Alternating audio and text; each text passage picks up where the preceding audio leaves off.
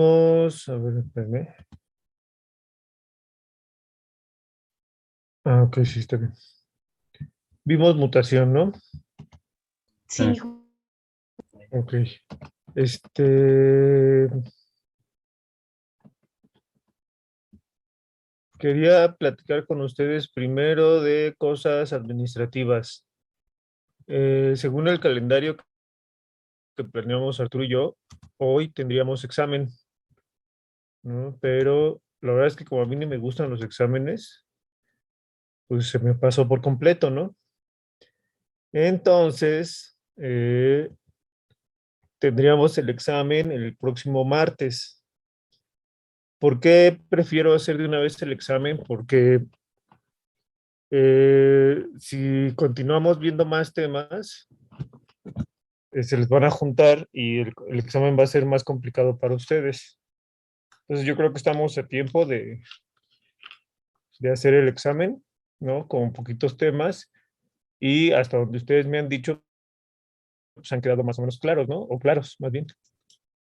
¿Sale? sale, prof, perfecto. Vale.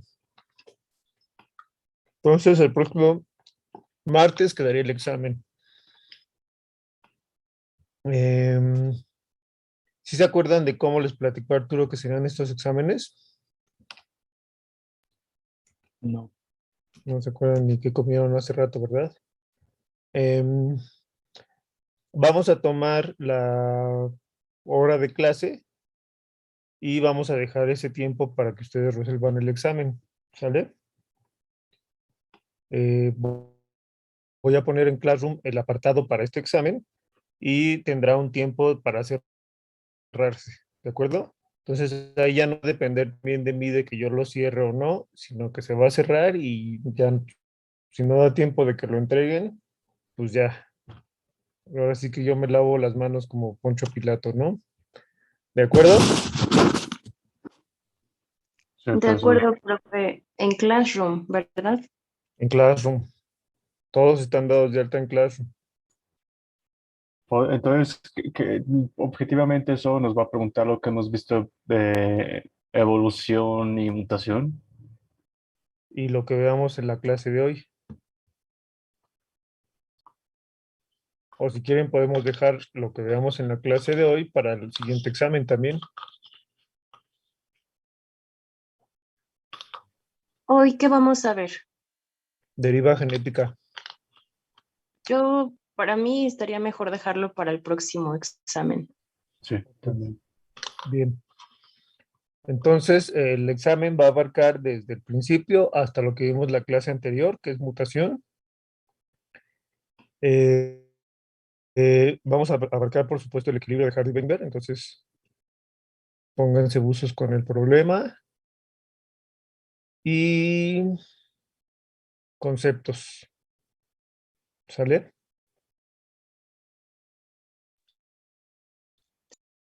Ok.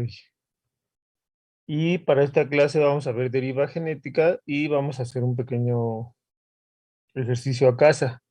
Bueno, ese ustedes lo van a hacer como parte de las tareas, porque ¿cuántas tareas hemos dejado? Como dos tareas nada más, ¿no?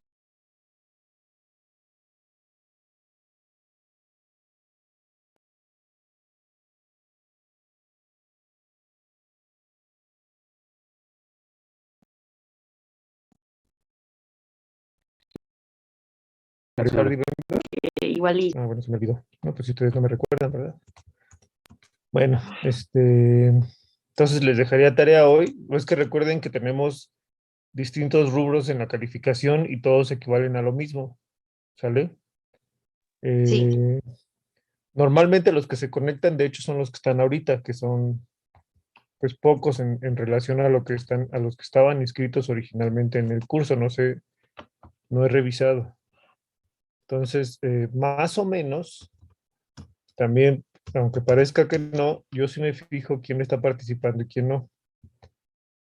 Entonces, esa parte se está evaluando constantemente, ¿no? A ver, espérenme. de acuerdo. Tenemos 29 inscritos en el grupo. Normalmente se están conectando conmigo en promedio entre 13 y 17 personas, ¿sale? Entonces, yo me doy cuenta, aparte de los que están conectados, quién habla y quién de plano con su voz. Eso se va evaluando. Las tareas, pues conforme se las voy dejando y las van ustedes subiendo a Classroom. Entonces, esta tarea que les voy a dejar, normalmente la dejo en equipo, pero al parecer no está funcionando del todo esta situación y se las voy a dejar a ustedes de manera individual. Lo que sí va a ser necesario es que todos participen, o la mayoría, porque tiene que ver con una dinámica en la que vamos a simular distintas generaciones, ¿vale? En dos formas diferentes. Entonces, sí es importante que lo hagan y que se apoyen entre ustedes haciéndolo, ¿no? Ya lo que contesten en la pregunta formalmente que yo haga en el Classroom es otra cosa. Pero si no participan todos, la tarea pues, no, o el ejercicio no se va a entender y no va a salir bien. ¿Sale? ¿Sale eso para el ejercicio que va a dejar? Eso para el ejercicio que les voy a dejar el día de hoy. Ok. ¿De acuerdo? Bien, pues vamos entonces a comenzar. ¿Se acuerdan de la lectura que les dejé de genética de poblaciones para principiantes? Sí. Ok. Recuerdan que vimos justamente ahí, la primera parte habla de selección. Nosotros todavía no abordamos en los términos de microevolución a la selección natural. Sabemos más o menos cómo funciona, ya hablamos en varias ocasiones de cómo la planteó de Darwin Wallace, o la plantearon Darwin Wallace, y las implicaciones evolutivas que esto tiene, es decir, se ve reflejada en lo que nosotros ahora conocemos como adecuación y se ve reflejada en las adaptaciones, ¿sale? Pero no hemos todavía abordado esa parte con cuestiones numéricas. Lo que sí abordamos en la sesión anterior fue la primer fuerza evolutiva, ¿sale? Que fue la mutación, ¿no? Dijimos que es un proceso constante, es un proceso de cambio y es un proceso de generación de nueva variación, ¿sale? Ahora vamos a trabajar con lo que se conoce como deriva genética, ¿sí? Esta fue una idea que que se incorporó a la síntesis, a la síntesis de la teoría evolutiva, porque había muchos cambios en las frecuencias alélicas que no se podían explicar a través de las otras fuerzas evolutivas, ¿sale? ¿Cuáles serían dichos cambios? ¿Cómo podríamos explicar cambios en las frecuencias alélicas sin caer en selección natural o en mutación, que son las que más o menos de las que hemos hablado? Yo ya les mencioné a ustedes en algún momento que podrían ser cuestiones de azar. Pero ¿cómo podemos explicar este azar? ¿Ustedes cómo se lo imaginan, chicas, chicos? Dependiendo si la población se puede reproducir libremente en el sentido de que no es que tengan todos los individuos una misma probabilidad de, con su genotipo, de reproducirse con otros, de un genotipo totalmente igual o distinto, pero que nada influye en eso. Ok, pero ¿qué caso? A ver si alguien quiere ejemplificar un caso de lo que estamos mencionando.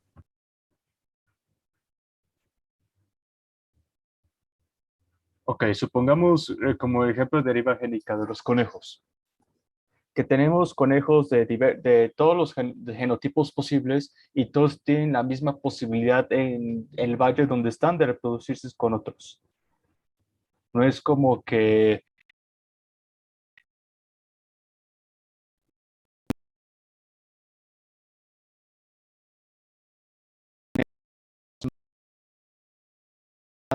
Eso, amiga. no, estoy diciendo lo opuesto. Él dijo que lo opuesto, ¿no?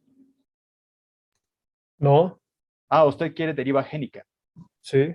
Ah, pues entonces sería tomar, digamos, dos de fenotipo de color blanco y dos conejos de fenotipo blanco, cuatro conejos de fenotipo de color café, ponerlos en un espacio cerrado y ver cómo poco a poco, suponiendo que eh, el alelo recesivo es por parte del pelo blanco, va a ir desapareciendo.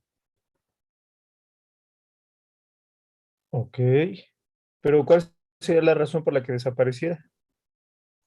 Si todos tienen la misma posibilidad No, de reproducirse. aquí no la tienen porque hay más de un alelo que de otro. Ok. ¿Y por qué no se mantienen en el mismo porcentaje las frecuencias? Porque cuando Podrá ser, Ajá. perdón, podrá ser que tiene que ver las condiciones ambientales. Justamente en el caso de los conejos, en el caso de que tengamos conejos cafés y conejos blancos, los conejos cafés en un terreno que sea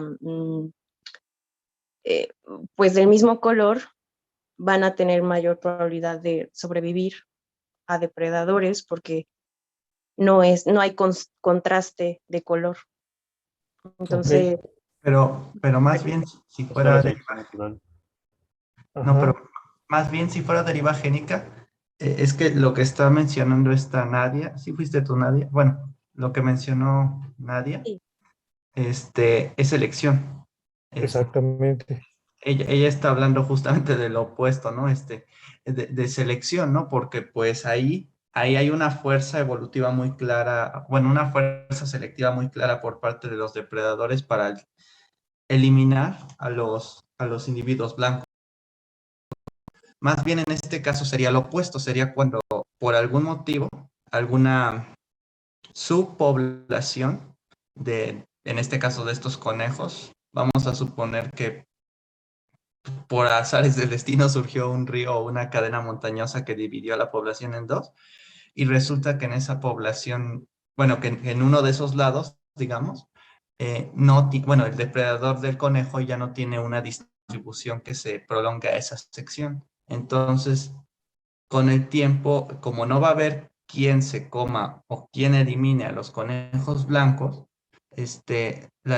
bueno, pues sí, la distribución de individuos de la población de conejos del lado donde no hay depredadores va a ser distinta en términos de frecuencias alérgicas a la del lado donde sí hay depredadores, porque no va a haber una presión de selección. Aquí simplemente fue que algo arbitrario, aleatorio pasó y por eso se cambió la frecuencia alérgica. Y este arbitrario pudo ser más bien provocado por el mismo medio, no como algo que afecta al animal, pero supongamos una barrera geográfica, suponiendo que encerró más conejos cafés en una zona o muchos más conejos blancos y un poco de conejos café en otra, eventualmente la frecuencia estable va a cambiar. Ok. eh, sí. Como bien lo mencionó Nadia, al hablar de algún depredador, automáticamente lo que estamos haciendo nosotros es ponerle un uniforme o un disfraz a la selección natural, ¿sale? Entonces acuérdense que cuando hablamos de diferencias ambientales, diferencias climáticas, diferencias en la interacción con otros organismos, con otras especies, todo eso es selección natural, ¿sale? Cuando hablamos únicamente de números, cuando decimos es que la población de entrada ya tiene una diferencia entre las frecuencias de los diferentes alelos que están en la población, entonces ya estamos hablando de otra cosa, ¿sale? ¿Por qué hay esas diferencias alélicas? Eso es lo que debemos tratar de no confundir. Si hablamos de las diferencias alélicas porque el depredador los está comiendo más a unos que a otros, entonces estamos hablando de selección. Si hablamos de diferencias porque ponemos a dos poblaciones separadas en condiciones ambientales o climáticas o de recursos distintas, entonces también estamos hablando de selección, ¿sale? Pero cuando estamos hablando de eventos fortuitos, eventos en los que no se están muriendo los individuos porque porten un genotipo en particular, sino simplemente porque sí, ¿no? Entonces estamos hablando de deriva genética o de una cuestión azarosa, ¿sale?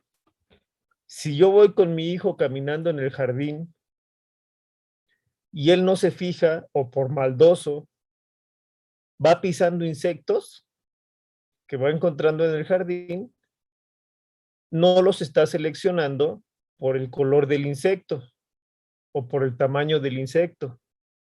Él nomás lo está haciendo porque es el que se paró enfrente, porque fue el que se paró ahí en ese momento, ¿sale? Pero si por pura casualidad pisó más insectos rojos que amarillos, estamos hablando de un evento de deriva genética, ¿sale? No, no porque el niño represente un depredador, sino está representando un disturbio totalmente azaroso. ¿Sí queda claro el ejemplo? Ok, podrían ser también fenómenos naturales, como la erupción Ajá, de un volcán, ajá, la erupción de un ok, volcán suelta la lava huracán, y el ¿no? volcán y el huracán no van dirigidos contra un genotipo o contra un animal con ciertas características, ¿no? Simplemente viene la fuerza de la naturaleza y el que se cruzó por ahí pues, se murió, ¿no? O a lo mejor no se murió, a lo mejor el huracán aventó a unos muy fuerte, pero sobrevivieron, ¿no? Eso también puede ser deriva genética. Lo mismo el volcán, avienta lava y no se fija si la va a aventar para un lado o para el otro, ¿no? Tal vez tenga que ver la ladera, pero esa no es cuestión que haya seleccionado algunos individuos para tratar de eliminarlos o de favorecerlos, ¿no? A ver, ¿quién levantó la mano? Ah, yo, Ajá, donativo. a ver, Igual, bueno, no sé, quizás un ejemplo más sencillo ajá. sería en las islas, como por ejemplo de leones marinos, ¿no? A ver. En donde realmente luego ocurre como migración aleatoria de estos leones marinos hacia otra isla o un islote que son muy pequeñitos y que viven en comunidades pequeñas de aproximadamente 100 a 200 y pues luego ocurren estas migraciones o ocurren luego sí como ataques pues de los leones marinos o igual pues no sé, como ya la contaminación del ambiente, ¿no? Eso promueve que otros leones marinos se vayan. O igual creo que en antaño, antes se cazaba mucho, ¿no? Puede ser que los humanos hayan llegado a un islote, hayan masacrado a los leones marinos o a cualquier especie marina que esté por ahí, y realmente eso promueve que haya un nuevo fenotipo, ¿no? Por así decirlo, una Mm, nueva variación en la especie. Bueno, sí, pues en las especies, ¿no? en las Porque poblaciones, ¿no? en las poblaciones, exacto. Eso es lo que yo tengo entendido de deriva génica, ¿no? Que realmente se van a introducir y se van a retirar especies como fenotipos, y esto va a promover como la aparición de un nuevo fenotipo que va a ser predominante, pero que aún así va a tener como los fenotipos anteriores, ¿no? Por ejemplo, si eran como, creo que el ejemplo más básico es como del de cuello de botella, ¿no? Que tú metes las caniquitas, hay una verde y una azul, Ujú. y se van retirando estas poco a poco, y esto va a introducir un nuevo fenotipo que va a ser amarillo, por ejemplo. Mm, Más o menos. Bueno, algunas ideas creo que sí las entendí, pero me parece que hay alguna confusión en algunas cosas, en algunas formas en las que está actuando la deriva genética, ¿sale? Ok, Efectivamente, el cuello de botella y el efecto fundador son dos productos de la deriva genética, pero no son exclusivos de la deriva genética, ¿sale? También ahí puede actuar la selección natural. Por eso es muy importante que sí diferenciemos bastante claro una fuerza de otra, porque todo el tiempo nos podemos confundir, ¿sale? Eso nos pasa inclusive cuando queremos nosotros definir selección. A veces muchas pruebas que nosotros hacemos de selección para algunas especies no eran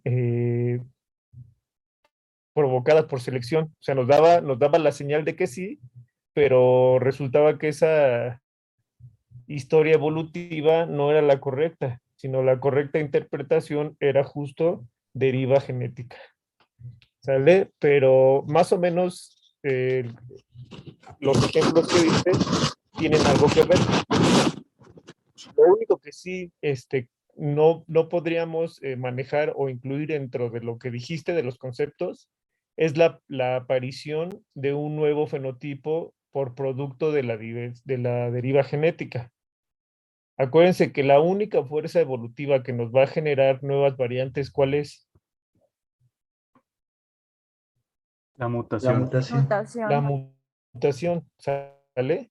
En todo caso, lo que nos puede generar un nuevo fenotipo que no fuera mutación como tal, sino que fuera la combinación de dos fenotipos previamente establecidos en una población, sería la recombinación, ¿sale? Pero a esa todavía no llegamos.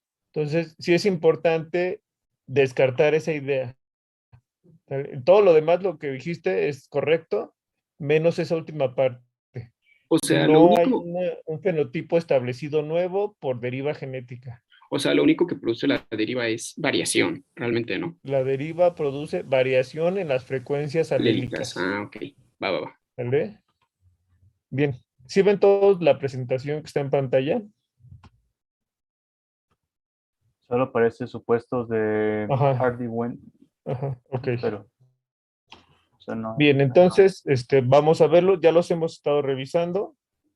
Ya habíamos dicho que cada uno de los supuestos reflejaba la ausencia de las fuerzas evolutivas, ¿no? Cada uno está relacionado directamente con una fuerza evolutiva.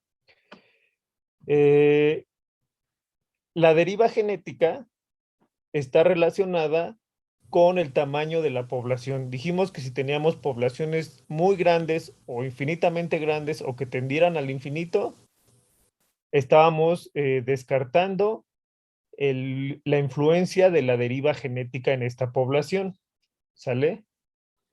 Pero ¿qué pasa cuando las poblaciones son finitas? De hecho, y yo me atrevo a decirlo así abiertamente, todas las poblaciones de organismos vivientes son finitas.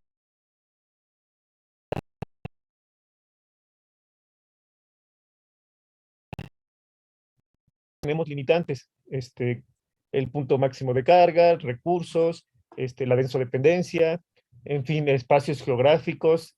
Es muy complicado que una población realmente tienda al infinito. Lo que sí podemos asumir y lo que sí ocurre en la naturaleza es que haya poblaciones muy, muy, muy grandes, ¿no? Las moscas, las bacterias, los ratones, los humanos, en fin, los pastos, ¿no? Hay especies que tienden a crecer muchísimo, que incluso a veces hasta sobrepasan sus puntos de carga, ¿sale? Como la especie humana. Pero no somos infinitos, ¿de acuerdo? Entonces hay que quedarnos bien claros en esa idea. Bien, es importante que entendamos que la deriva genética es un proceso azaroso. Por eso es importante entender cómo ocurre la probabilidad y cómo podemos nosotros entonces enlazar o anclar la idea de probabilidad a la idea de la deriva genética. ¿Sale? La probabilidad, si se acuerdan, normalmente es el resultado en frecuencias de la posibilidad de que ocurra un evento o que ocurra otro. ¿Vale? Y entonces tenemos varias leyes o varias normas que se deben seguir dependiendo del tipo de probabilidad que nosotros estamos manejando. ¿Sale? Podemos hablar de eventos excluyentes, ¿no? Aquellos que no importa si saco una canica roja, a la siguiente va a ser la misma probabilidad de sacar una canica roja y de sacar una canica blanca. ¿Cómo puedo yo tener esa misma probabilidad? Ah, bueno, si yo arrojo la canica roja que saqué originalmente, la vuelvo a meter a la bolsa. Entonces, otra vez establezco las mismas condiciones que el evento original. Por tanto, son eventos mutuamente excluyentes. No pasa nada, ¿no? Cuando sí tienen relación es cuando yo saco de la bolsa una canica roja y no la vuelvo a meter. Y entonces quiero volver a contar la probabilidad de sacar otra canica roja o otra canica blanca. Ahí depende del tamaño de muestra. ¿Están de acuerdo? Sí, Sale. Cada vez que yo meta la mano para sacar una canica, solamente puedo sacar una. Entonces es mutuamente excluyente, o es roja o es blanca, pero nunca van a ser las dos al mismo tiempo. ¿Sí queda claro? ¿Sale? sí. En ese sentido, entonces, Sí, vamos a sumar las probabilidades en cada uno de los eventos que nosotros querramos medir. ¿De acuerdo? Solo hay dos posibilidades, o que saque una canica roja o que saque una canica blanca. Las tenemos en la misma proporción, entonces la mitad de las probabilidades es roja y la mitad de las probabilidades va a ser blanca, ¿no? Como en el caso de las monedas. Si yo echo un volado, nada más hay de una o de otra y es a la mitad. No hay una tercera posibilidad y se supone que si la moneda no está desbalanceada, es la misma posibilidad para uno que para otro. ¿Sale? Cuando tenemos varios eventos independientes, la probabilidad de que alguno suceda, entonces se debe expresar con la regla de la multiplicación. ¿Sale? ¿Sí? Voy a sacar el producto de las probabilidades de que cada uno de estos tiros que haga con la moneda me refleje la probabilidad de que a la siguiente salga una u otra de las caras. ¿De acuerdo? Y esto va a depender del número de eventos. ¿Sí me siguen hasta aquí o hay dudas? Todo bien, ok. Bueno, ¿qué es lo que nosotros vamos a hacer? Lo que nosotros vamos a hacer, esto normalmente lo hago en clase. El Profesor, problema es que, dime. solo una pregunta, pero entonces regresando a la diapositiva anterior, cuando estos resultados de eventos ya dejan de ser en sí, en la multiplicación, ya dejan de ser independientes, ¿no? Porque ahora el resultado anterior va a afectar el resultado siguiente. No, ¿No es porque son así? independientes. O sea, como dijo de las canicas, o es más, las cartas. Hay 54 cartas, ¿cierto? Saqué una. Ahora quiero sacar no sé, un Joker, un guasón. Ajá.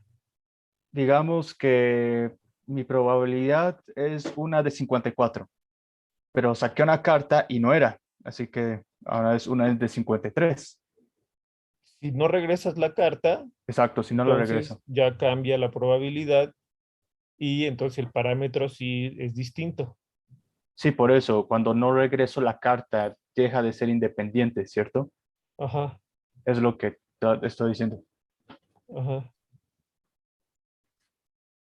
¿Listo? Sí. Ok. Eh, bien, lo que vamos a hacer nosotros justamente es que cada uno de ustedes va a representar una generación, ¿sale? Eh, ¿Qué es lo que queremos nosotros?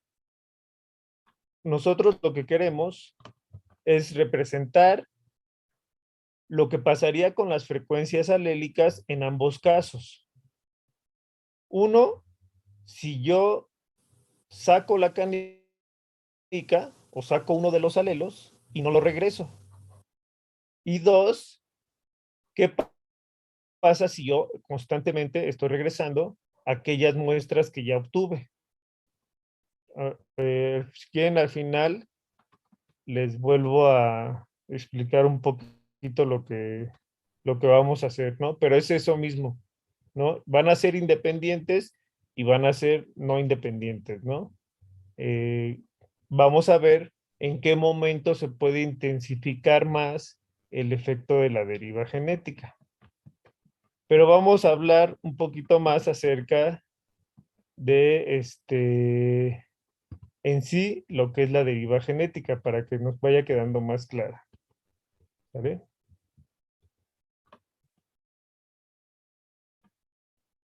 Ok. Sí.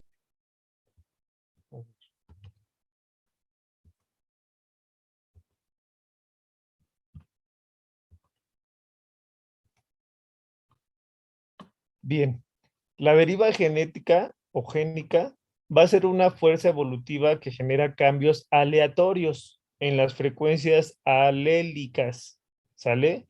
Si nosotros cambiamos las frecuencias alélicas, obviamente se van a ver reflejadas en las frecuencias genotípicas también, ¿sale?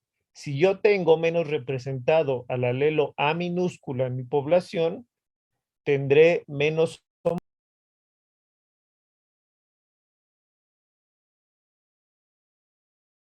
homocigos. Ok. Sí, ya quedó. Esto ocurre como un resultado del error de muestreo de gametas de generación en generación. ¿A qué nos referimos con un error de muestreo? Esta es una forma un tanto antropocéntrica de explicarlo, que es justo como lo vamos a hacer en la práctica. Nos referimos a un error de muestreo como si la naturaleza, por una cuestión azarosa, se equivocara en llevar las mismas frecuencias alélicas de la generación 0 o de la F0 a la F1, ¿sale? Si nosotros estuviéramos en el equilibrio de Hardy-Weinberg, esperaríamos que si yo tengo en mi F0 una frecuencia de 0.5 para el alelo A mayúscula y 0.5 para el alelo A minúscula, entonces a la siguiente generación tuviera esas mismas frecuencias o muy cercanas a eso, ¿sale? Sí. Pero ¿qué ocurre?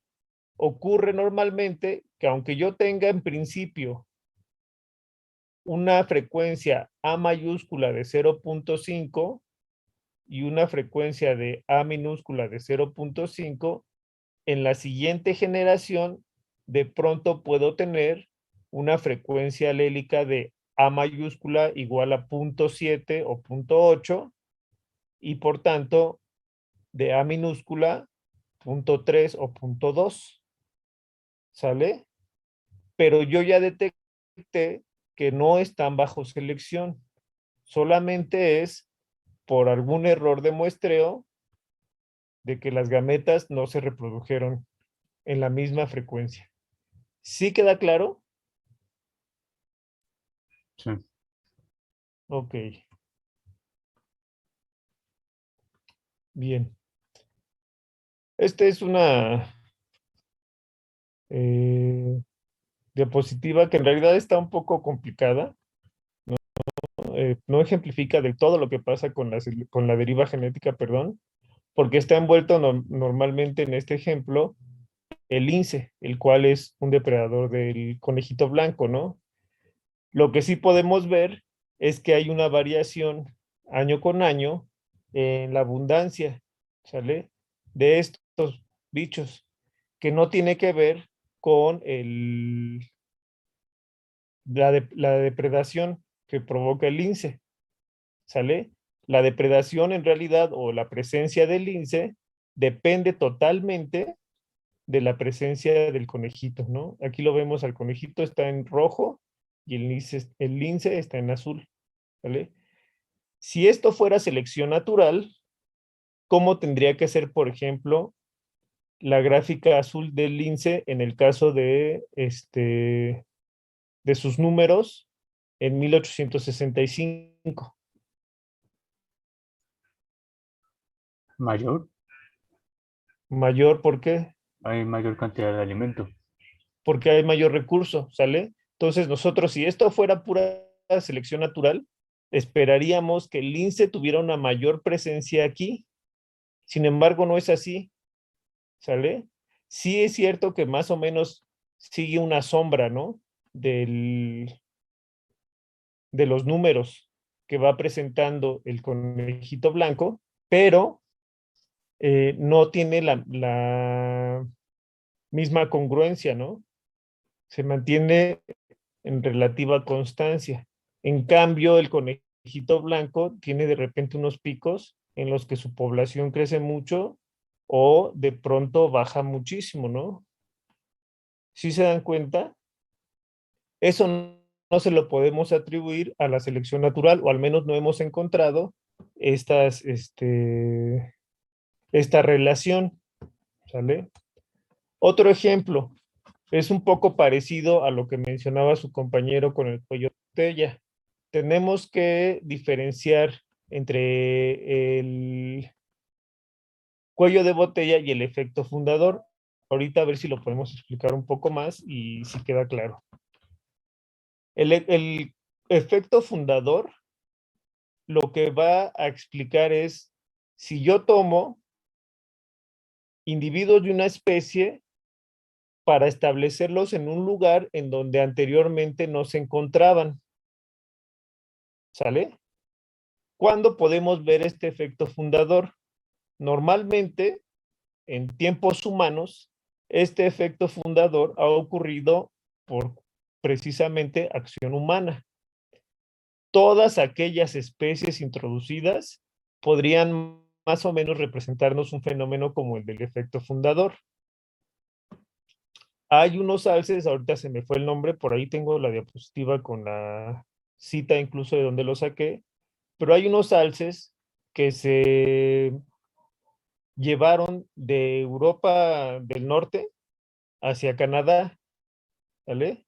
Únicamente llegaron a Canadá en 2 localidades, en la costa este, y con no más de 15 parejas, en 2 oleadas diferentes, ¿sale? En la primera oleada me parece que nada más trajeron 2 parejas. A partir de esas poquitas parejas, se convirtió en gran parte de Canadá en un problema ecológico, porque pudo crecer la población, ¿sale? Comenzó a consumir más plantas de las que los herbívoros que estaban presentes en ese entonces consumían, y entonces empezó a haber una deforestación por cuestiones de una especie introducida, ¿no? Ya lo demás fueron broncas sociales que porque tapaban la carretera y no sé qué tanto, ¿no? Pero llegaron a ser miles de alces, ¿sí? ¿Cómo podemos detectar que se trata de un efecto fundador? Porque la variación, ¿cómo es? ¿Será muy grande la diversidad genética o será muy baja la diversidad genética? Muy baja, ¿Por qué? Baja. porque Porque pues tiene poquitos progenitores a partir de los cuales se produjo la gran mayoría de los individuos de la población, más bien todos los individuos de la población. exactamente, todos los individuos de la población, los miles y miles de individuos, provienen de solamente 2, 4 o hasta 10 parejas, pero son pocos, ¿no? Entonces, hay muy poca variación genética representada en estas poblaciones. Si comparamos estas poblaciones del alce introducido en Norteamérica, específicamente en Canadá, con las poblaciones naturales en el norte de Europa, ¿cómo deben ser? ¿Quién tendrá mayor diversidad genética? Europeas. ¿Por qué? Pues porque esas son las que son naturales, las que tienen pues mayor número de parejas relacionadas lejanamente de manera genética entre ellas. Porque tendremos exactamente todo el acervo genético representado ahí. Y en cambio, en las poblaciones artificiales o introducidas en el norte de América, tenemos solamente una muestra muy pequeña de ese acervo genético, ¿sale? Ahí, ¿qué ocurrió? Ocurrió un error de muestreo. No llevamos todos los representantes de los genotipos presentes en Europa hacia América.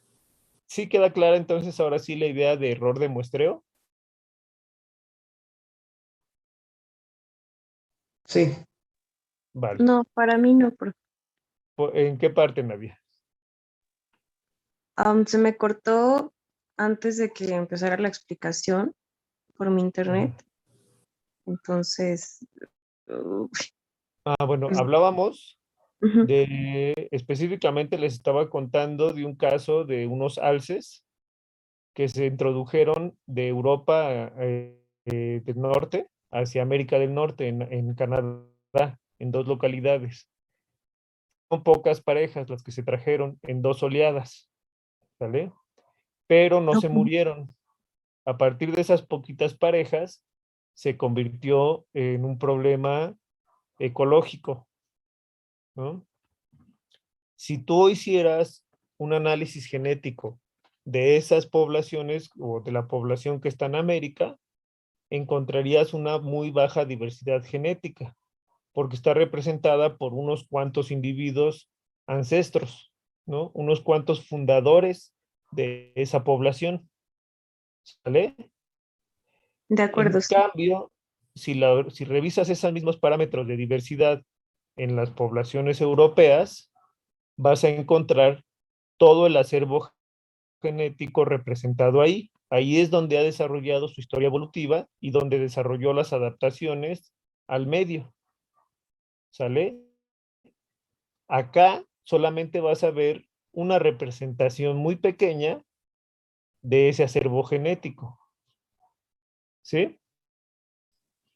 Ok, entonces es error de muestreo porque mm, no representa a todos los individuos de la especie. No va a representar a la especie, Ok, solamente una fracción de la especie. ok, De esa manera tú puedes entender que lo que ocurrió ahí fue un efecto fundador. Una especie que no estaba distribuida en esta zona, ahora lo está, y aunque son muchos, tienes muy poca diversidad genética, vale. ¿vale? Gracias, sí. No, ¿de qué? Bien.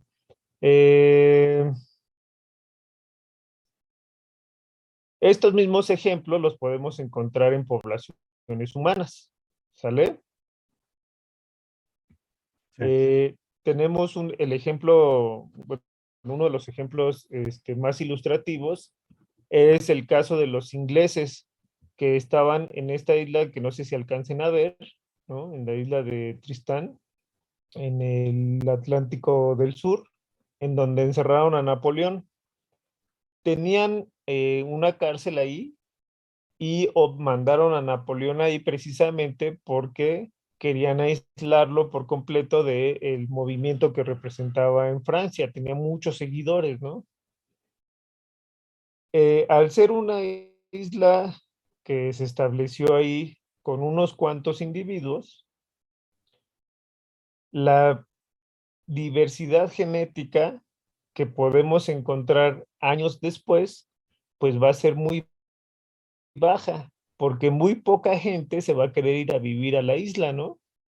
Y entonces Si estás llevando unos cuantos, tal vez hombres, unos cuantos varones a la isla y tienen hijos, de todas formas, su mitocondria va a ser la heredada por la madre. ¿De acuerdo? En total, solamente se encontraron 7 haplotipos distintos de mitocondria en esa isla, en una muestra de 161 personas. ¿Qué quiere decir? Quiere decir que ha habido poco flujo genético.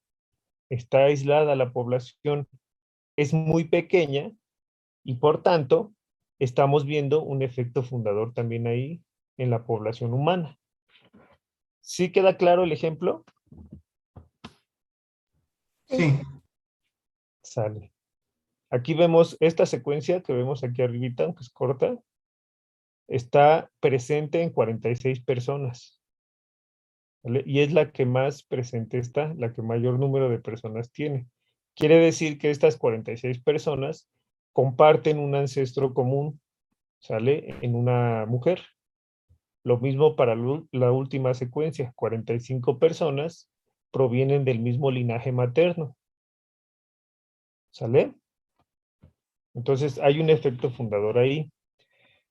Eso no es exclusivo de esta isla. Imagínense todos aquellos bueno, no civilizaciones, digamos, culturas o sociedades migrantes que van y se establecen a otra parte, pero que siguen siendo sociedades cerradas. Por ejemplo,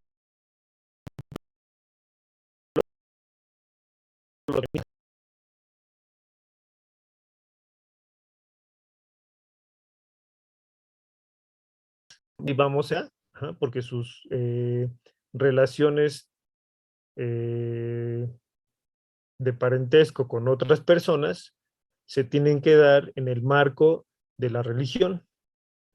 ¿De acuerdo?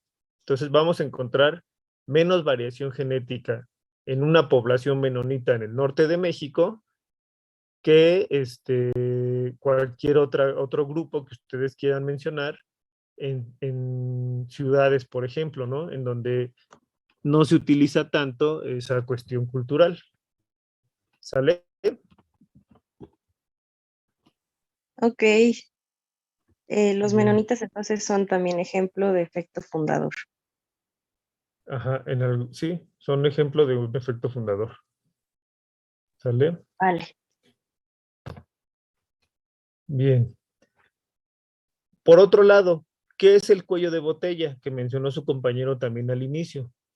El cuello de botella van a ver el mismo resultado. Nosotros vamos a ir a analizar una población pequeña, chiquita, que va a tener muy poca variación genética. ¿Por qué razones? Pues como lo mencionaron ustedes, pasó un huracán, un volcán hizo erupción, tembló y se cayeron todos los edificios, lo que ustedes quieran, ¿no? Algún fenómeno natural. Este fenómeno no tuvo la intención de ninguna manera de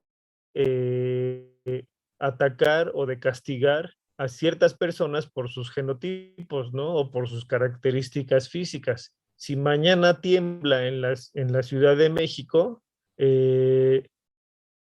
no se le va a caer encima a alguien un techo, una pared o un edificio porque tenga una característica física en particular, ¿no? O porque porte algún gen que esté bajo selección, ¿cierto? Simplemente va a ser porque estaba parado ahí en el momento pues, que le tocó y ya se cayó y pues ahí fue, ¿no? ¿Sí queda claro? Sí, sí, Pero si nosotros hacemos un análisis genético de los sobrevivientes, resulta que va a estar más representado algunos alelos, solamente por azar, porque ellos en ese momento no estaban en el edificio o en los edificios, iban caminando en el camellón o estaban en las islas echándose una chela y a ellos no les tocó el temblor o no les tocó parte de la catástrofe, ¿sale? Cuando hagamos un análisis genético de esas personas, vamos a encontrar muy poco del acervo genético de la población mexicana representada ahí, ¿sí? Y a lo mejor con tendencia hacia alguno de los alelos, por puro azar. ¿De acuerdo? Sí, ¿De profe. acuerdo? Sí, ok. Entonces, en términos prácticos, ustedes van a encontrar el mismo resultado en el cuello de botella que en el efecto fundador. Entonces, ¿cómo podemos distinguir que ocurrió uno o que ocurrió el otro? ¿Cómo se les ocurre a ustedes?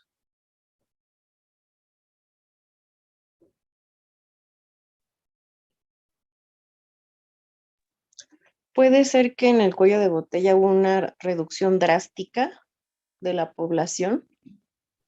En cambio, en el efecto fundador es a partir de un pequeño grupo que se procreó. Ajá. A lo mejor será por la, sí, por las frecuencias, o sea, y por la diversidad, o sea, dentro del hecho de que el cuello de botella también las modifica, no necesariamente implica que haya poca diversidad genotípica o alélica, ¿no? Simplemente que cambió mucho, ¿no? Pero podríamos encontrar más alelos a lo mejor que en un efecto fundador, ¿no? Que ahí son muy poquitos porque pues fueron pocos individuos originalmente. Eh, puede ocurrir ese escenario, pero no es forzoso. De hecho, puedes tener en cualquiera de los dos casos muy poca variación genética. No se va a distinguir uno de otro por la cantidad de variación genética, ¿vale? En los dos vas a tener poquita. Sí, Ajá. podría ser por cambios en sus distribuciones geográficas.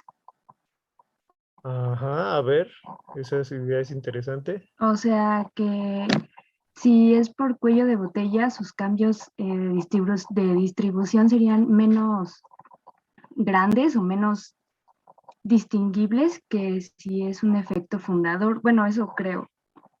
Ujú. Sí, básicamente esa sería la respuesta, ¿no?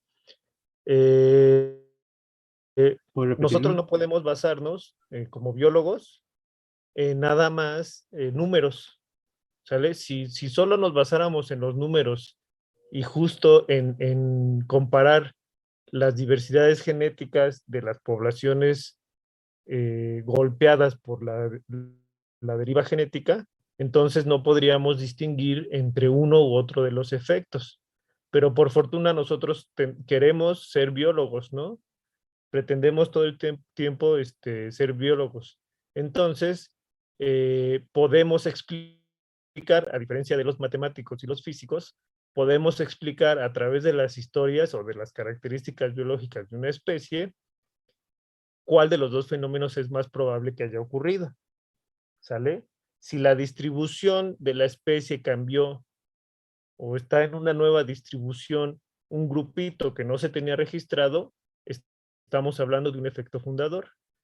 Si la distribución de la especie no cambió o si se fragmentó, pero sigue manteniéndose en zonas donde había estado anteriormente, entonces vamos a estar hablando de cuello de botella. ¿Sale? O sea, lo que dijo su compañera es totalmente cierto. Igual podemos utilizar alguna otra característica o parte de la historia ecológica o historia natural de la especie para distinguirlo, pero va a ser básicamente labor del biólogo eh, definir en cuál de los dos casos ocurrió. ¿De acuerdo? Aquí la diapositiva que les puse está un poco fea, pero trata de explicar o de exponer algunos números, ¿no? Ya sea por cuello de botella o por efecto fundador para algunas especies, tanto en vida silvestre como en cautiverio, ¿sale? tenemos números muy alarmantes en algunos casos. Aquí no se alcanza a ver bien, pero está como en 6, ¿no? El cóndor de California, 14, que creo que además ahorita ya iba otra vez en decremento. Para el año de este libro, me parece que esta edición que les puse aquí es del 97, 98, y ya había incrementado sus números el cóndor de California, ¿no? Hasta 155. Ahorita volvió a decrecer, aumentó sus números porque hubo un programa en el cual prácticamente se les alimenta en la boquita a los cóndores de California y se ha ido retrasando la extinción de la especie, pero depende totalmente de la acción humana. Es otra de las que muchos genetistas de la conservación o biólogos de la conservación nombran como especie zombie. Si los humanos no le siguen alimentando, se va a extinguir y muy rápido, ¿sale? Tenemos el caso de la tortuga, de las Galápagos, el lobo mexicano, que espero que en algún momento podamos revisar este ejemplo, que también es muy interesante, que prácticamente se extinguió. Ahorita no sé si sigan los 50 lobos, ¿no? Porque hubo muchos problemas después por endogamia y justamente relacionado con la deriva genética. Si tú tienes, ya lo mencionaron ustedes, si tú tienes individuos relacionados de manera consanguínea y entre más directa sea esa relación, la probabilidad de que se expresen alelos deleterios o alelos letales se incrementa, ¿no? Eso lo vemos en genética.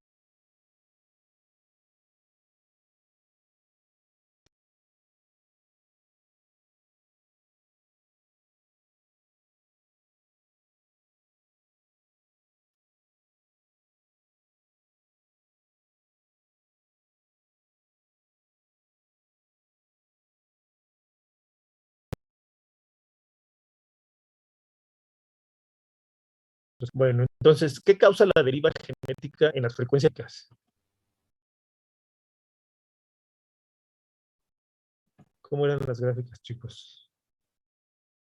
O sea, ¿a qué se refiere? ¿La descripción de cómo eran las líneas de la gráfica? Ajá, sí, cómo eran las líneas de las gráficas. Empezaban a ir teniendo convergencia. Estaban Exacto. separadas. Ajá, muy bien. Convergían y además ya no se movían, ¿no? Se mantenían ya constantes a través de las generaciones. ¿Sale? En el caso de la deriva genética no es así. ¿Sale? Independientemente de que nosotros tengamos una frecuencia inicial de un alelo, va a haber cambios erráticos muy marcados, ¿de acuerdo? Y vamos a ver cosas como estas, que esto es lo que yo creo que vamos a ver, o esperaría, o es lo que me ha salido cada vez que hago la práctica de genética de deriva genética con ustedes, perdón. Vemos estas cosas. Todas las frecuencias en la gráfica de arriba, bueno, en las dos gráficas, todas las frecuencias comienzan en punto 5, es decir, yo tengo el alelo A mayúscula y el alelo A minúscula representados por la mitad de la población cada uno al inicio, ¿no? Si tenemos aquí una población con un tamaño de 25 individuos, ¿sale? Pero ¿qué pasa en las primeras 10 generaciones? ¿O qué puede pasar? ¿Sí se ven cambios dramáticos o no? Sí, se ven cambios drásticos. Se ven cambios muy drásticos, de punto 5, por ejemplo, siguiendo la línea roja, de punto 5 hasta casi 1. Eso quiere decir que si yo toco el 1 con uno de los alelos, quiere decir que todos los individuos ahora portan el alelo A mayúscula y ningún individuo porta el alelo A minúscula, ni siquiera en su forma heteróziga. Si esto fuera 1. Si no llega a 1, entonces por ahí hay unos poquititos individuos o solo un individuo que tenga por ahí el alelo A minúscula, pero solo un individuo de casi toda la población. ¿Sale? Esto que estamos viendo en pantalla y estos cambios erráticos, eso es deriva genética. Así tal cual. Explicado por puras cuestiones azarosas.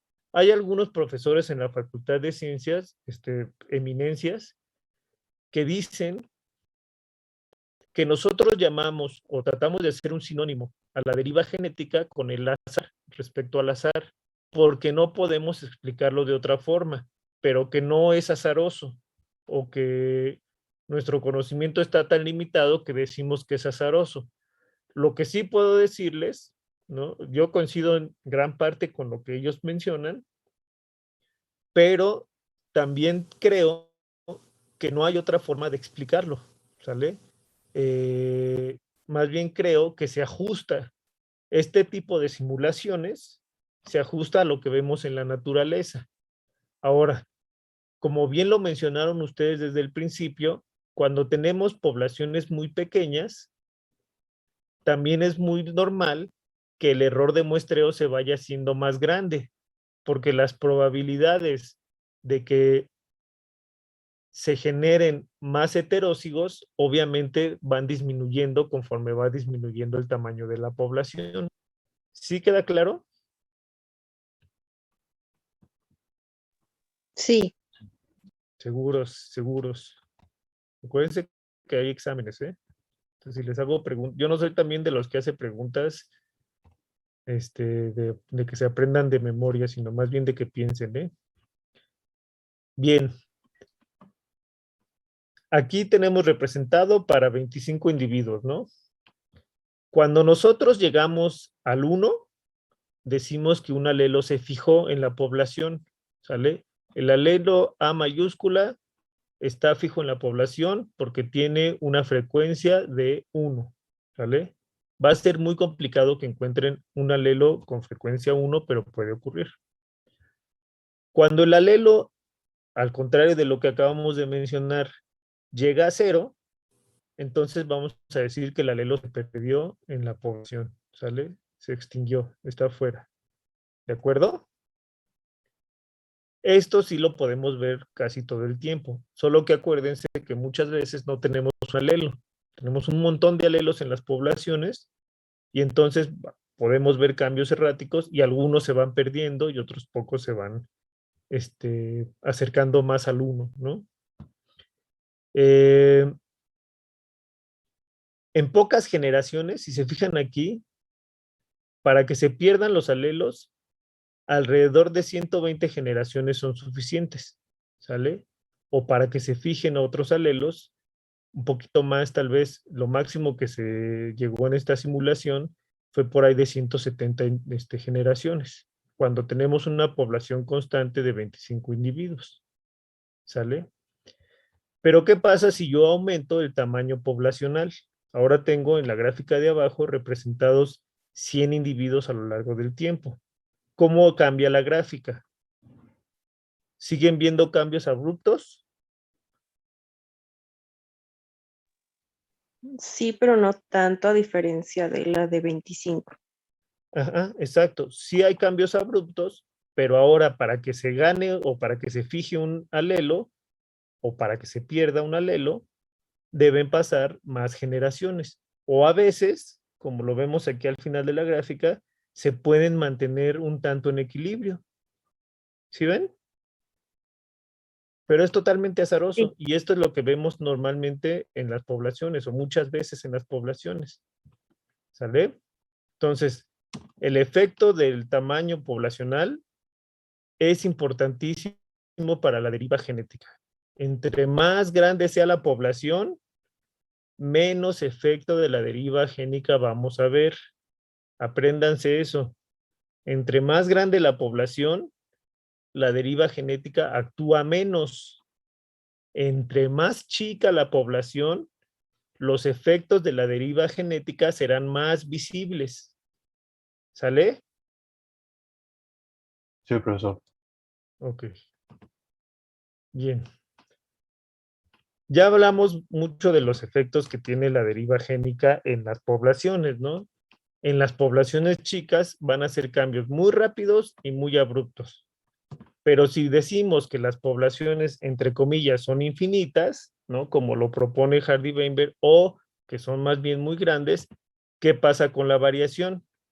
Pues también se se va a ir perdiendo. Pero ¿cómo se va perdiendo esta variación o estos alelos? De manera muy... ¿Puedo repetir la pregunta? ¿Cómo se van perdiendo en el tiempo los Gradual. alelos? Muy gradual, ¿sale? Muy lenta, ¿de acuerdo? Y entonces, ¿qué pasa con las poblaciones en el tiempo?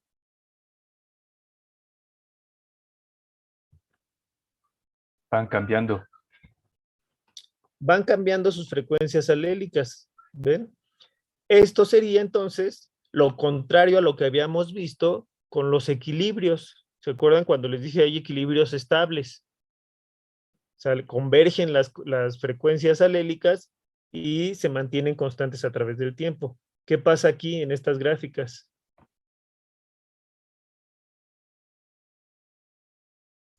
¿Qué está pasando? ¿Hay equilibrio estable? No. No, No Es- hay mucho cambio. es mucho cambio, es totalmente inestable. ¿Sale?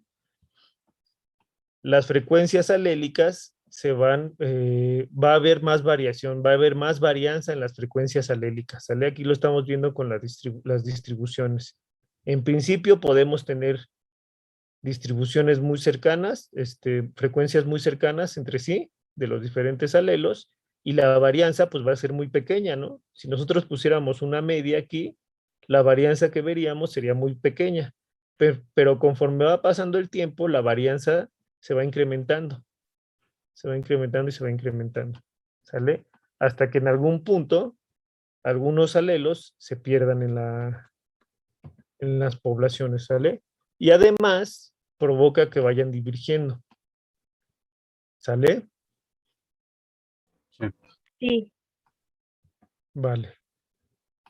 ¿Qué pasa con la frecuencia alélica promedio? Si nosotros sacáramos el promedio de todas estas distribuciones de alelos, pues no pasaría mucho. ¿Por qué? Porque la varianza, hasta que no se pierda, se mantiene igual. ¿Sale? O sea, la variación, perdón, se mantiene igual. ¿A qué me refiero? A que mientras yo tenga el mismo número de alelos representados en la población, ¿sale? El promedio va a mantenerse. ¿Vale? Porque lo único que está cambiando es cuántos individuos tienen esos alelos, ¿vale? Pero siguen representados en la población. ¿De acuerdo? No entiendo eso, profesor. Tú estás viendo en la gráfica cómo ocurriría el cambio en distintos escenarios. En algunos se pierde, en otros se ganan los alelos, pero estás hablando del mismo alelo Q. ¿Sale?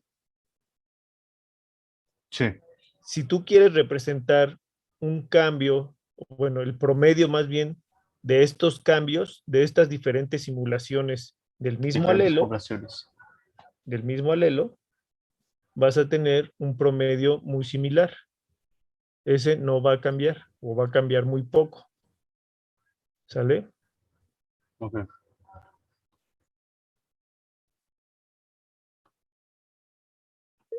Bueno, y entonces, ¿qué pasaría con la heterocigosis? Recordemos que la medida de diversidad genética por excelencia que se utiliza en la actualidad pues, es la heterocigosis. ¿Qué pasa con la heterocigosis? ¿Se ganará, se perderá o qué ocurrirá?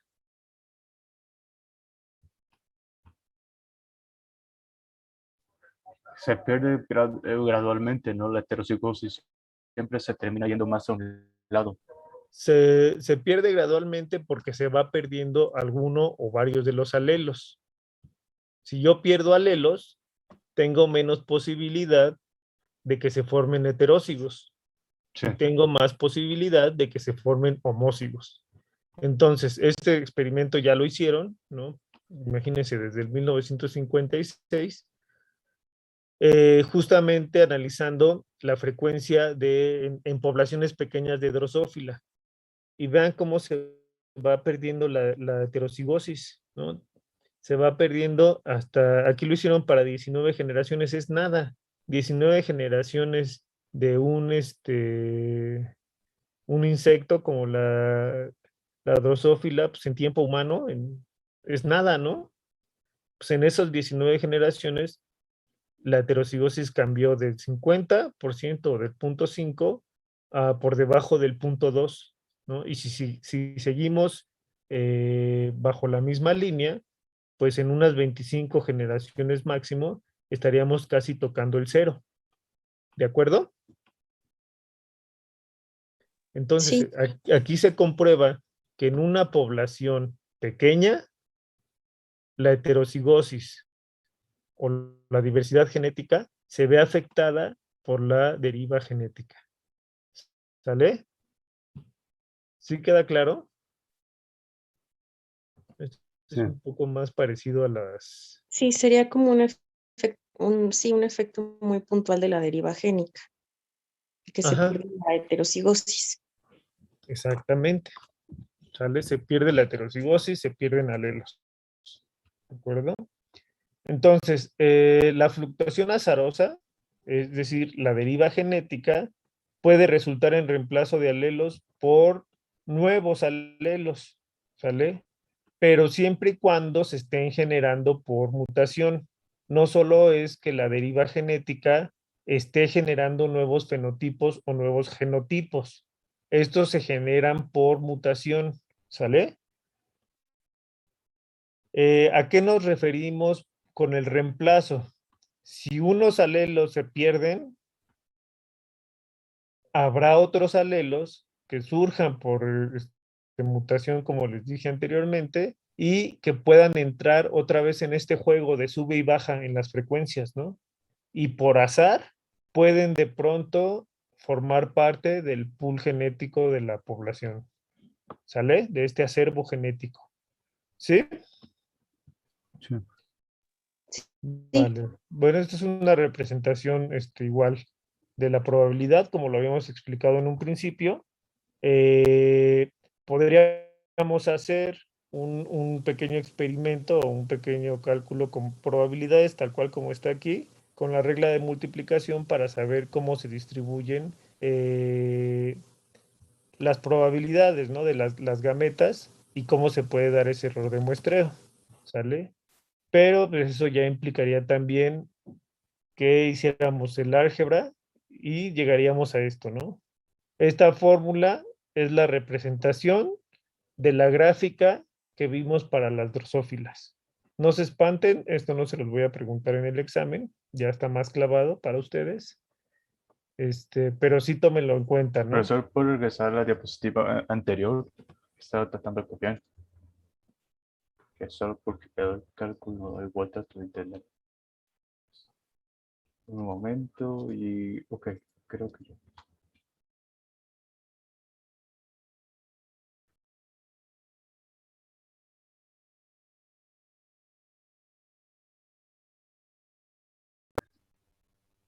Ok,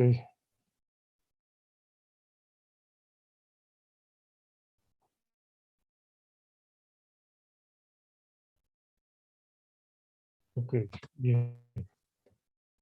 Bueno, les decía, no es necesario que hagan el álgebra y que se aprendan estas fórmulas de memoria. Estos resultados, estas fórmulas, surgen a partir también del equilibrio de Hardy-Weinberg, ¿no? Solamente aquí se hacen algunas sustituciones y álgebra en general y llegaríamos a esto, ¿no?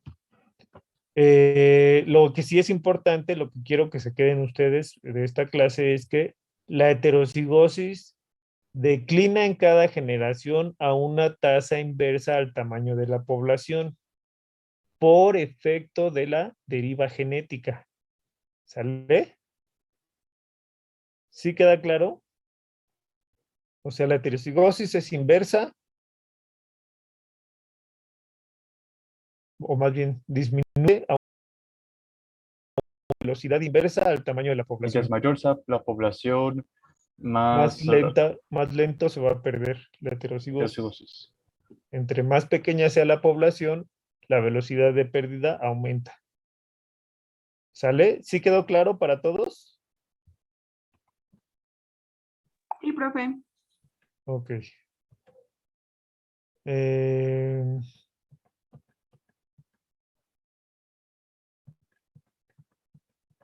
déjenme ponerles...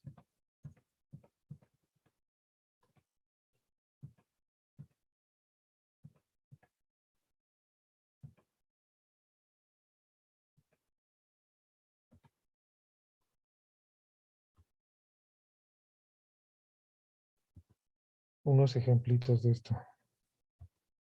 ¿De qué nos sirvió la deriva genética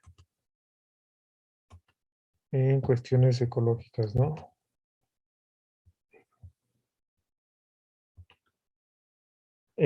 Por ejemplo, gracias al estudio de la deriva genética y de entender el principio de la deriva genética, podemos nosotros hacer algunas inferencias, ¿sale?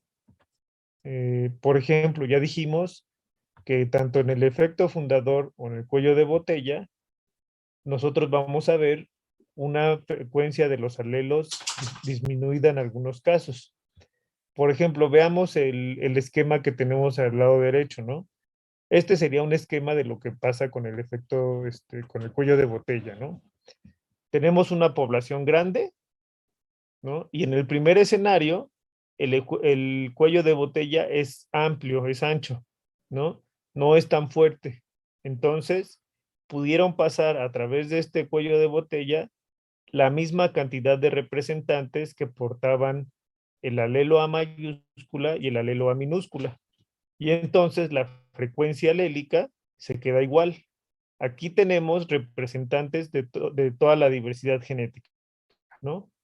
Entonces, la población se disminuyó en número demográfico, pero no disminuyó en su diversidad genética. ¿Sí queda claro? Sí. ¿Sí? Vale.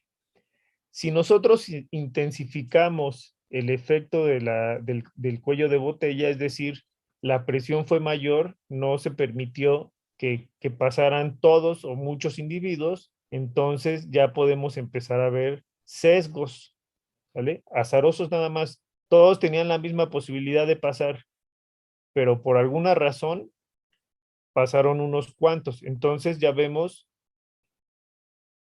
un error de muestreo, ¿sale? Tenemos más individuos que portan el alelo A mayúscula que el alelo A minúscula.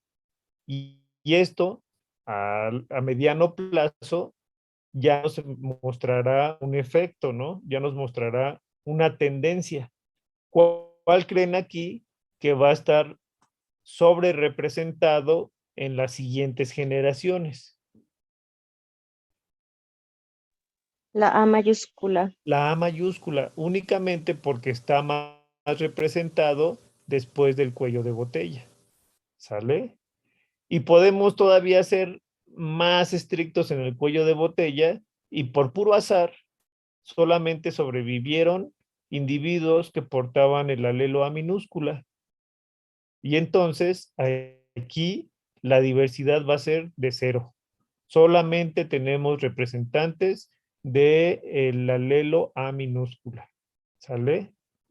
Sí queda claro por qué el efecto del tamaño de la población afecta en el cuello de botella y por qué es más evidente el efecto de la deriva genética en el tamaño poblacional.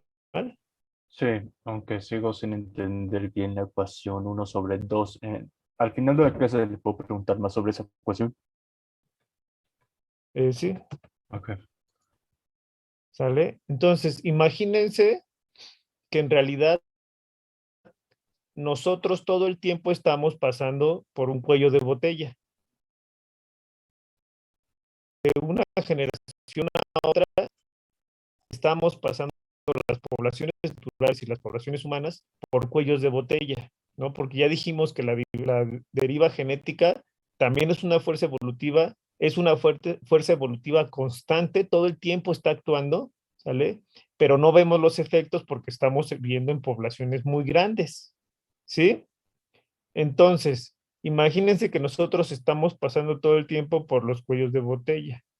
No se van a ver reflejados mientras la boquilla de la botella siga manteniéndose así tan abierta, ¿sale? Pero conforme se va estrechando, entonces vamos a ver cambios en las frecuencias alélicas en las diferentes generaciones. ¿De acuerdo?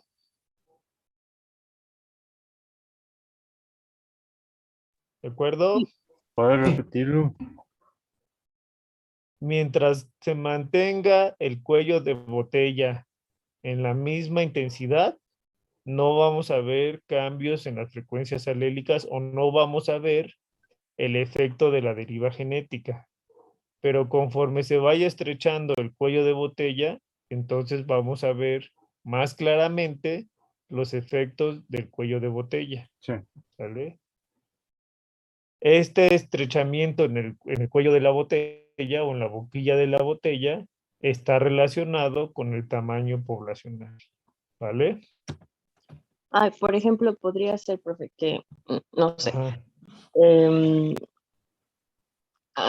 se diera una erupción volcánica en una isla, eso igual y afecta a la población de ahí, pero a la población humana en particular, pues no le va a causar algún, pues, mucho efecto. En cambio, si eruptara el Popocatépetl, por ejemplo, hiciera erupción, perdón, sí tendría un mayor efecto. ¿Sería algo así o en cuestión del tamaño de reducción del cuello de botella? Sería algo así.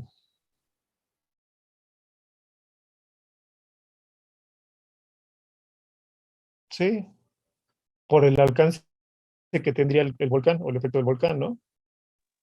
Sí. Ajá. Es como, ajá, haz de cuenta que el Santa Elena hizo una erupción todavía más grande de la que se tiene registro, ¿no?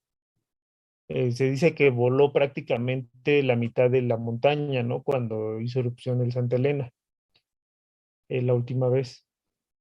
Pero digamos que es un macrovolcán, un supervolcán, como le llaman los geólogos, ¿no? Y que entonces la erupción de ese volcán provocara un cambio climático, ¿no? Y además pues, se arrojara gases tóxicos y demás. A las poblaciones aledañas va a ser a las que se eche por completo, ¿no? Pero conforme te vas alejando del volcán, el efecto va siendo menor, o por lo menos va siendo más a largo plazo. Entonces, en las poblaciones más cercanas que sobrevivan, o que algunos sobrevivan, vas a ver el efecto de la deriva genética como cuello de botella más estrecho que las poblaciones que estén más alejadas porque van a tener menos repercusiones por la erupción del volcán. ¿Sí? Vale, sí. Sale. Bien, ¿de qué nos ha servido? Bien, uno de los ejemplos más claros, hablando precisamente de estas cosas, es de los refugios pleistocénicos, ¿vale? ¿Qué dice esta idea de los refugios pleistocénicos? El cambio climático o los glaciales o las disminuciones en temperatura, las glaciaciones que hubo o que ha habido y que habrá seguramente en estos ciclos en el planeta, afectan a todos los organismos por igual, ¿no? No es una presión de selección en el sentido de que afecte en una especie a los individuos por su color de pelaje, ¿no? Simplemente va a afectar a aquellos que se encuentran aquí y ya. ¿Habrá efecto de la selección natural? Seguramente sí, ¿sale? Seguramente aquellos que sobrevivan es porque tienen esta capacidad. Pero veamos qué es lo que pasa. Tenemos en este caso unos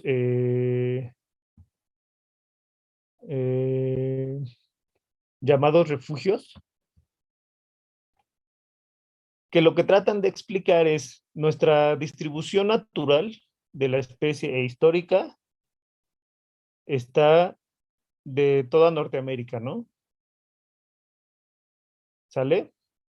Si nosotros cambiamos la temperatura, muchas de las poblaciones que ya estaban adaptadas a estas condiciones se van a tener que restringir.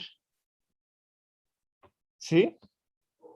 Al restringirse, lo que nosotros vamos a ver en el presente van a ser nada más relictos de una especie que seguramente en algún momento formó una metapoblación en gran parte de Norteamérica, ¿sale? Y ahora la vamos a ver solamente en aquellos lugares donde las condiciones le permiten sobrevivir.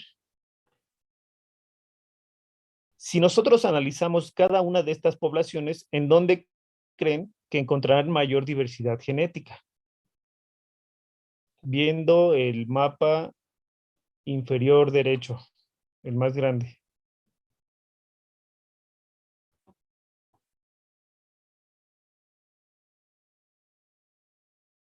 En las zonas de mayor tamaño.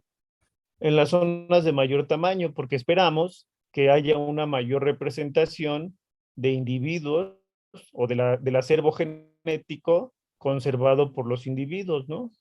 Que, por ejemplo, en las zonas que están más aisladas y que tienen menos presencia de individuos en general de la especie. Seguramente habrá errores de muestreo y tendrán un acervo genético muy disminuido.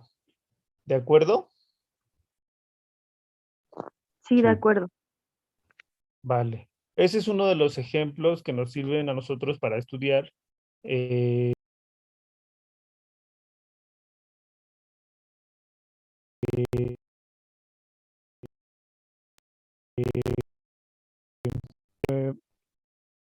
nos servirá para entender la evolución humana y la distribución humana. ¿Ustedes qué piensan?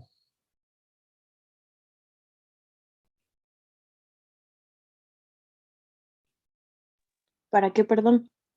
Para entender y explicar la evolución humana y la distribución humana en el planeta. O sea, formas que podemos suponer para entender eso. Con la deriva genética. Pues en algunos casos sí, ¿no? ¿Cómo? Por ejemplo, pues justamente en el caso de esas poblaciones muy aisladas y altamente conservadas, ¿no? O sea, en el caso, como decía, digo, es un caso reciente el de Tristán, pero por ejemplo, a lo mejor podría ser con las poblaciones aborígenes, ¿no? Que no han estado en contacto con la civilización moderna, porque digo, en el caso de nosotros ya sería muy complicado porque pues con el tiempo ha habido una mezcolanza tremenda de poblaciones, ¿no? Ajá. Efectivamente. Y ese es uno de los principios de la genética de poblaciones en antropología, ¿no? Que se utilicen para explicar al menos los eventos evolutivos, debemos utilizar poblaciones aisladas, ajá, que conserven parte de la diversidad genética que a lo mejor en poblaciones que ya tienen mucho contacto, mucho flujo entre ellas, se ha ido perdiendo, ¿no? De esa manera podemos nosotros revisar formas ancestras de los alelos, ¿no? Y trazar incluso las rutas, ¿no? de migración de las poblaciones humanas antiguas y en una de esas también las recientes. ¿De acuerdo? Sí, ¿Duda los profe. demás? ¿Dudas? Dime. No, decía que Ah, ok, bueno. ¿Dudas? Pues básicamente solo vimos el concepto de deriva génica, ¿no? Y mientras más pequeña sea la población, más rápido va a haber cambios en las frecuencias alélicas. Ujú. Sí, exactamente. Bien. A partir de esto, de lo que estamos viendo ahorita, de lo que estamos platicando, es importante establecer lo que es el tamaño efectivo de una población. Creo que ya les había yo comentado alguna vez o les había preguntado acerca de los tamaños efectivos. Si se acordaban de lo que era un tamaño efectivo para, en el caso de ecología. ¿Sale? Sí recuerdo que nos preguntó, pero yo apenas le estoy llevando. Es el número de hembras en estado reproductivo, ¿no? Es el número de hembras, no sé si en estado reproductivo, pero se consideran a las hembras en la ecología porque son las que pueden dejar descendencia a la siguiente generación y por tanto mantener a la población o en tamaño constante o en crecimiento, ¿no? En una tasa de crecimiento constante.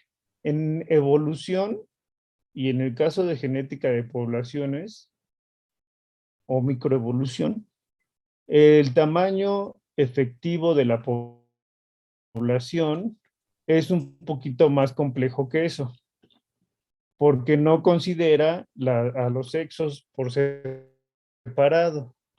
Considera al tamaño efectivo de la población como un concepto basado nuevamente en una población ideal que sigue casi los mismos supuestos que los planteados en el equilibrio de Hardy-Weinberg, ¿sale? En donde no está actuando en ninguna fuerza evolutiva, donde tiene que ser una población más o menos grande y pues más o menos lo mismo, ¿sale? A ver si por ahí tenía la diapositiva, no sé por qué no apareció ahora, no sé si me equivoqué de presentación.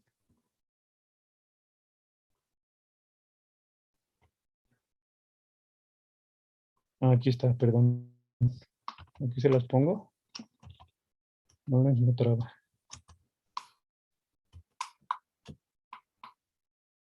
Aquí está.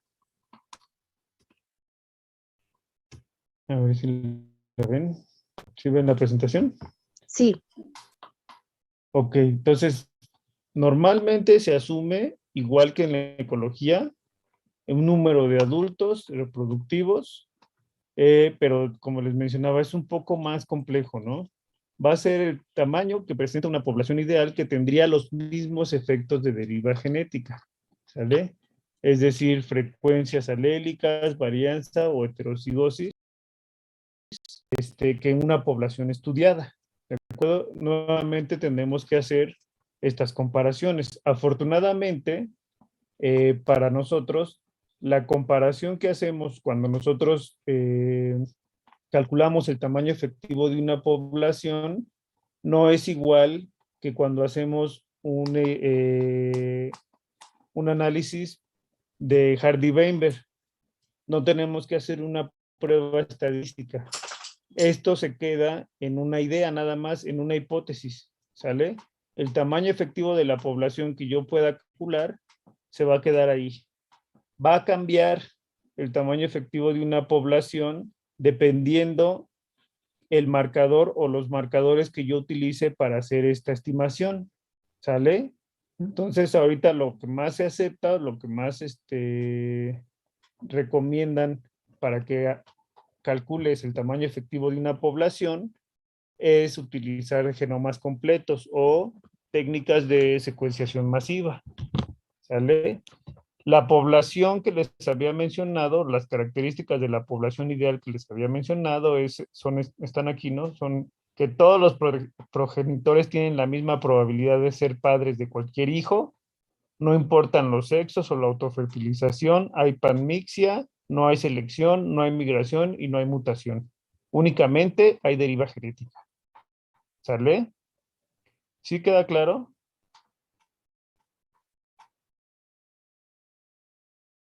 ¿Sí quedó claro? Sí, Sí, Bueno, entonces, a ver, vamos a contestar, o bueno, ustedes van a contestar la pregunta.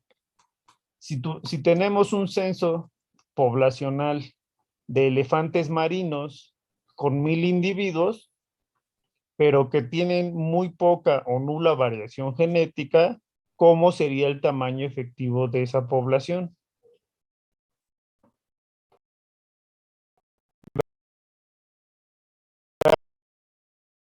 Grande. Como que porque es un gran número de individuos. Ok, regresemos al concepto. El tamaño efectivo de la población es una población ideal que tendría los mismos efectos de deriva genética que una población estudiada. ¿Sale? En una población pequeña tendríamos la misma variación genética o los mismos efectos de la deriva genética que una Tendríamos una mucho población mayor. grande. No, tendríamos una mucho mayor. En una población pequeña. Sí, ¿Por qué? porque no hay. Cuando una población es muy grande, el cambio es muy rápido en las frecuencias alérgicas debido a que si yo tengo una población por cualquier caso fortuito, solo se dan algunos alelos en la siguiente generación, esto va a ser mucho más notable que si hubieran muchos en la descendencia. Pero como hay pocos, si por tales casos fortuitos solo se dieron tantos alelos dominantes como recesivos, va a ser mucho más marcado.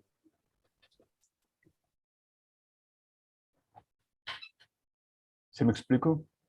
Sí, sí te explicas. Pero no, casualmente es todo lo contrario. Sería muy pequeño porque pues, está mencionando que casi no hay variación genética. Ajá, Es decir, todos son iguales, casi todos son iguales. todos son iguales. El tamaño efectivo de la población es mucho menor. Profesor, entonces eso tendría que ver con la probabilidad de que todos sean padres, o sea, bueno, de ser padres, es decir, si hay poca variación genética, querría decir que hay poca probabilidad de que todos los progenitores tengan la misma probabilidad de ser padres. Exactamente, exactamente. Ustedes dos le acaban de dar al clavo.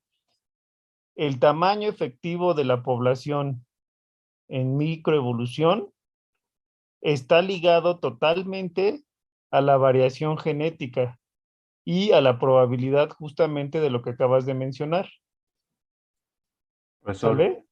pero Sí. no entiendo cómo una población de poco tamaño va a tener menos efectos en cambio de frecuencias alérgicas que una de mayor tamaño. Literalmente es lo que vimos todo el rato anterior. El tamaño de Pero la es que yo población. entendería que, por ejemplo, Ajá, dilo. es que yo entendería que aquí, o sea, te está diciendo, hay nada de variación genética, quiere decir que la probabilidad, sin importar el tamaño, es poca. Ajá. Entonces, si él te dijera son 100 elefantes y la variación genética es alta, entonces quiere decir que entonces sí pasaría lo que dice el compañero. Entonces la población es directa, o sea, el tamaño entonces sí reflejaría que hubiera esta variación. Exactamente. Si yo no tengo variación genética, ¿qué efecto de la deriva génica van a ver?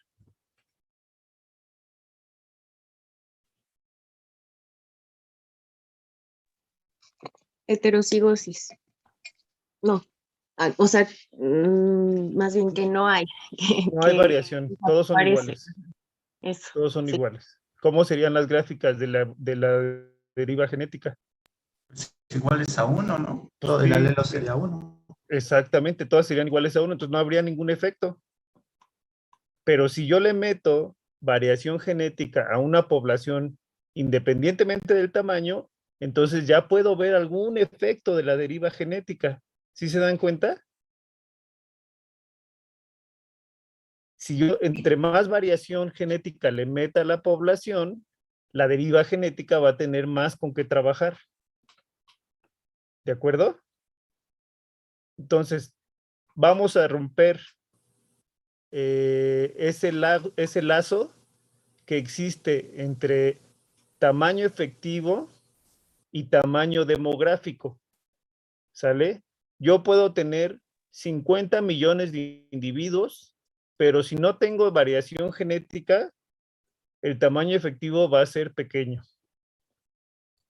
Va a ser un nulo, va a ser 1 o va a ser muy, muy bajo, porque no tengo los mismos efectos de la deriva génica que una población que tenga 100 individuos con un montón de variación genética. ¿Sí quedó claro? Sí, profesor. Entonces está diciendo que si no hay variación genética, no importa que la población sea muy pequeña. Lo que está diciendo. Si no hay variación genética, no importa que la población sea muy grande o muy pequeña. No hay nada, no hay variación. Entonces el tamaño de la población ideal podría ser cualquiera. Pero no existe la población No ideal. existe la población ideal, 1, y 2, solamente esperamos que sea constante el tamaño.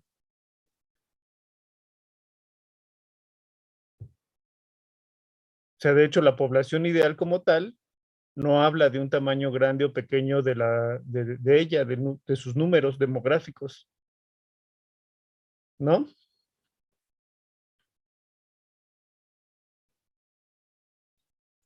Ok. Vale. Entonces, ¿sí les quedó claro? ¿Sí? ¿No? Sí. ¿Sí? Entonces, acuérdense siempre, el tamaño efectivo para microevolución o para genética de poblaciones siempre estará de la mano con la diversidad genética, ¿sale? O con la variación genética. Si yo no tengo variación genética, el tamaño efectivo va a ser bajo. De hecho, por ahí ahora sí se me pasó por completo traerles el dato del número efectivo o del tamaño efectivo en poblaciones humanas. Somos ya un poquito más de 7,000 millones de habitantes, ¿sale? Es un número impresionante. Y el número o el tamaño efectivo de la población es ridículamente bajo en comparación con el tamaño poblacional, ¿sale? O el tamaño demográfico que compone nuestra especie, ¿vale? Estoy hablando por ahí de alrededor de 30,000 o algo así, ¿sale?